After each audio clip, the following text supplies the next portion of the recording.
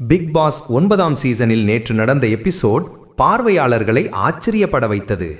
வீட்டுக்குள் விஜய் சேதுபதி நுழைந்தவுடனே எல்லா போட்டியாளர்களையும் கடும் கோபத்தில் திட்டி தீர்த்துவிட்டார். போட்டியாளர்கள் இடையிடையே கத்தி சண்டை போடுவதால் யாராலும் இந்த ஷோவை பார்க்க முடியவில்லை என்று அவர் கடுமையாக விமர்சித்தார்.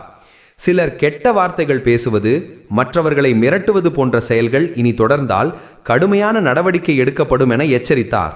அத்துடன் முன்பே அறிவித்தது போல இன்று 4 புதிய வைல்டு கார்டு என்ட்ரி போட்டியாளர்கள் வீட்டுக்குள் நுழைந்தனர். சாண்ட்ரா மற்றும் பிரஜின் ஆகியோர் வீட்டுக்குள் போனதும் கிளிகிளி என கிழிக்கப் போவோம் என வித்தியாசமான வார்த்தைகளால் கலக்கினர்.